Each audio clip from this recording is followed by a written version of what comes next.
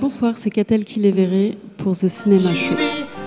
Pardonnez-moi d'interrompre un instant la musique, mais nous avons un invité de marque que j'aimerais accueillir comme il se doit. Bonsoir Catel qui les verrait, on est ravis de vous accueillir dans la 45e édition du Cinémed. Vous venez nous présenter votre film Le Temps d'aimer, 7 ans après Réparer les vivants. Je voulais savoir pour une première question, d'où vous est venue l'idée de ce film, la genèse du projet? En fait, c'est un film que je porte dans ma tête depuis super longtemps parce qu'il a un point de départ qui est très personnel, qui est biographique, qui est ma grand-mère. C'est une histoire qui s'inspire d'elle, en fait.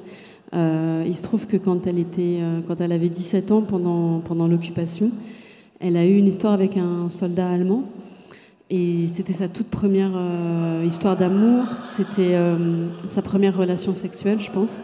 Et elle est tombée très très vite enceinte de ce soldat, qui est mort très peu de temps après. Donc elle s'est retrouvée toute seule avec un bébé à 17 ans, dans un moment où être comme ça, mère célibataire d'un soldat allemand, avec un enfant de soldat allemand, c'était vraiment un bannissement, quoi.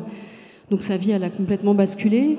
Et elle a rencontré 4-5 ans plus tard, sur une plage en Bretagne, un jeune homme qui était mon grand-père et qu'il a épousé, qui a adopté cet enfant. Ils ont caché cette histoire toute leur vie. Et voilà, donc ce point de départ qui est celui du film est aussi celui de ma grand-mère. Mais après, il y a vraiment tout un travail de fiction qui s'éloigne vraiment de l'histoire familiale. Ouais, c'est ce que j'allais vous demander. Comment on fait pour passer de cette histoire vraie à de la matière filmique, à quelque chose qui va trouver du lien en fait en fiction? Il y a un travail avec un scénariste déjà, avec Gilles Torrent, avec qui j'avais déjà écrit Réparer les vivants. C'est vraiment notre film, notre scénario à tous les deux, quoi. Je pense que ce qu'on avait en commun comme fascination, c'était cette question du couple.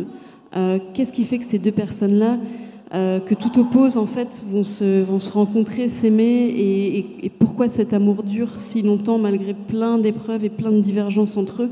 De quoi est fait ce pacte en fait assez mystérieux dont ils n'ont pas même eux-mêmes forcément conscience au départ? Moi, c'est quelque chose qui me fascine dans la vie en général. Voilà. Et ce qui est assez drôle, c'est que c'est un pacte qui repose aussi sur plusieurs mensonges. Ouais. Et je sais pas, qu'est-ce que vous pensez de ce côté-là, cette notion de mensonge qui est vraiment au cœur du film, mais sans jamais être mise finalement tant que ça en avant. C'est toujours un petit peu en sous-texte. Comment vous avez géré ça? Je pense que là, en l'occurrence, ce sont deux personnes qui ont des choses à cacher, dont la société ne veut pas, la société de l'époque ne veut pas, et qui donc, plus ou moins consciemment, vont sentir et se reconnaître dans leurs blessures. Et vont s'inventer une histoire d'amour qui va les protéger de cette société. Ils vont faire couple, faire famille pour se protéger d'une certaine manière, mais c'est pas pour autant que cet amour est moins vrai. En fait, il est totalement vrai et totalement sincère. Et c'est ça qui est complexe et c'est ça qui est super intéressant. Et en fait, on dit que certains mensonges en disent plus sur nous-mêmes que certaines vérités, et je crois beaucoup à ça. On est ce qu'on cache autant que ce qu'on révèle. Mais justement, on retrouve un peu ces thématiques-là dans vos films, la notion de mélodrame, la notion de filiation, de romanesque, du temps qui passe aussi. Du coup, c'est vraiment des thématiques qui vous obsèdent et qui vous accompagnent au fil de votre vie, vous avez l'impression? Ouais, complètement. Déjà, je pense que pour moi, le cinéma...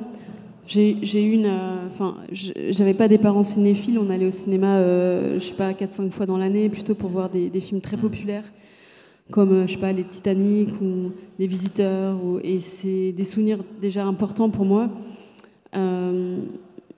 L'idée de faire des films qui soient populaires, qui soient ouverts vers le public, et des films émouvants. En fait, l'émotion, pour moi, l'émotion que me procurait le cinéma dès l'enfance, c'était un exutoire énorme.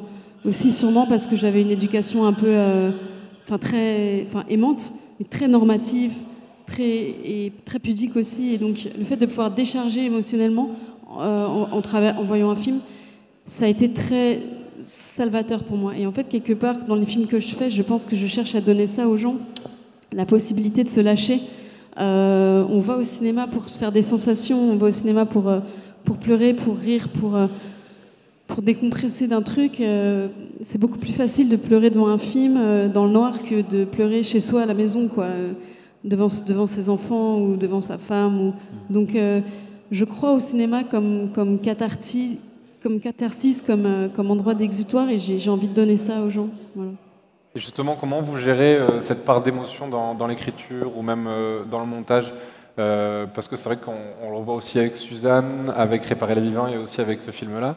Il y a une gestion assez précise et minutieuse, j'ai l'impression, de l'émotion. Et comment vous articulez ça, vous, en termes d'écriture et aussi de montage?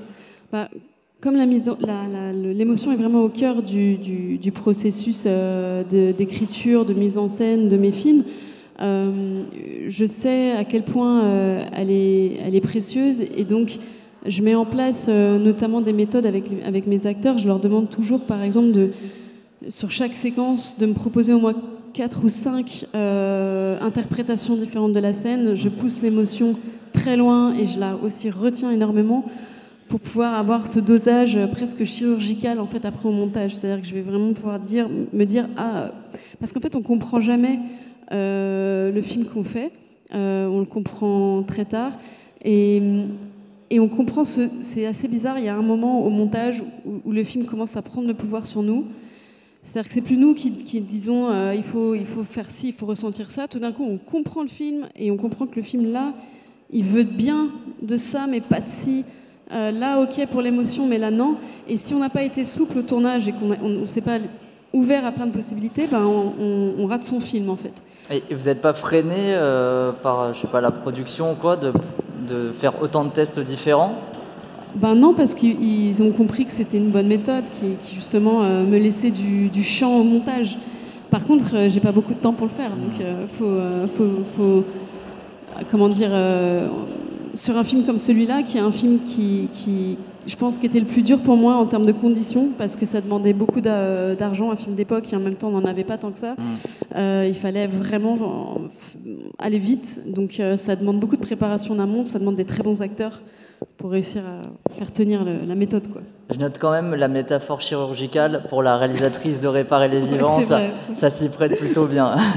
Et justement, vous parlez des acteurs, comment s'est porté le choix sur Vincent Lacoste et Anaïs de Moustier? Alors, je cherchais des comédiens qui aient à peu près 30 ans, pour qu'ils puissent avoir 20 ans au début et presque 40 à la fin. Et Vincent et Anaïs faisaient partie des acteurs de cette génération que j'admire énormément.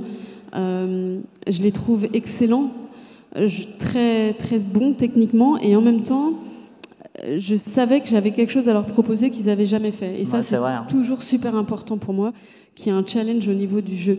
Je veux emmener les acteurs à des endroits où ils ne sont pas encore allés. Je veux proposer ça aux spectateurs. Donc là, l'idée, c'était vraiment d'oublier Vincent Lacoste, d'oublier Anaïs de Moustier et de presque les vider en fait et les remplir d'une autre matière, d'autres choses. Voilà quoi. Donc c'était un choix premier, ces acteurs-là ou Premier, ouais. C'est mon premier choix pour les deux. Et alors Anaïs, je suis allée vers elle aussi parce que j'avais besoin vraiment d'une actrice hyper lumineuse. Parce que comme c'est un rôle de femme assez ambivalent, c'est une femme qui a du mal à aimer son enfant, et ça c'est un truc très difficile à faire passer. Les mauvaises mères, autant les mauvais pères on est habitué, mais les mères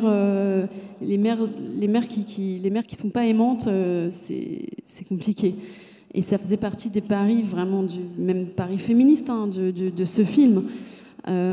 Et Anaïs, elle a ce côté lumineux et solaire. Je sais qu'elle allait emporter le spectateur malgré tout et faire alors ça lui prend du temps au spectateur de l'aimer peut-être, mais voilà, elle y arrive, et elle a aussi une subtilité, une profondeur dans le jeu qui était indispensable pour ce personnage qui est quand même assez complexe, assez ambivalent.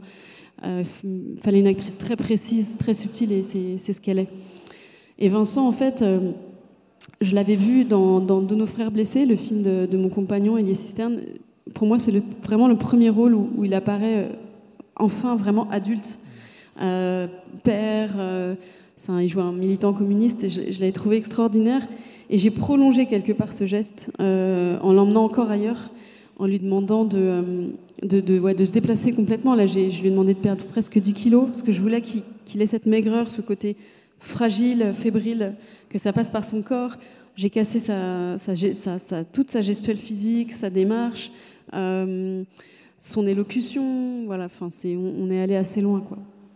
Et je voulais revenir aussi sur la mise en scène, parce qu'il y a un choix assez original et assez intéressant, c'est que vous faites le choix d'une caméra portée près des visages, avec très peu de cadres fixes, dans un film d'époque, donc il y a une part de paradoxe. Est-ce qu'il y avait un choix voulu de votre part presque d'avoir une grand-mère cinématographique moderne dans un film d'époque?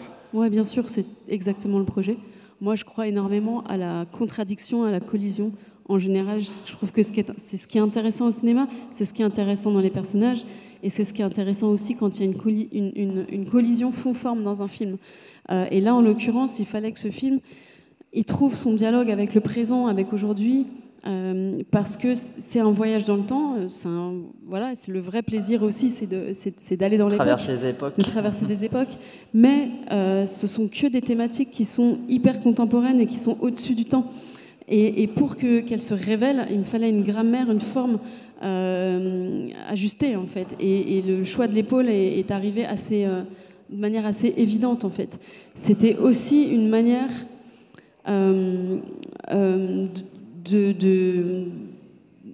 d'être toujours au service des acteurs et de la vie et justement de l'universalité de leurs émotions. Ouais.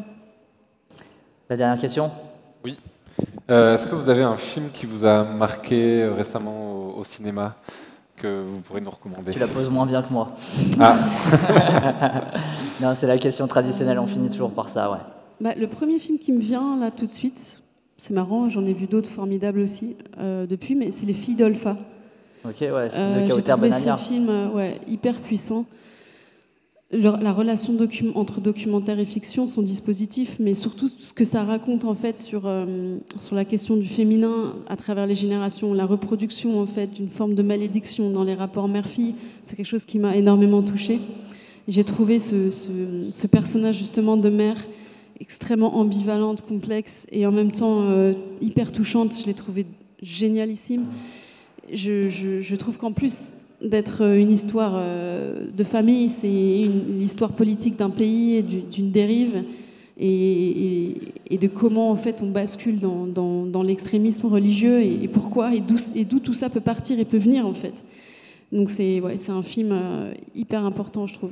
On peut faire plein de liens en plus avec vos films, votre film en tout cas, avec ce côté de la petite histoire dans la grande, vrai, aussi, et puis cette friction là que vous parlez là ici entre le documentaire et la fiction, donc c'est super intéressant. Ouais.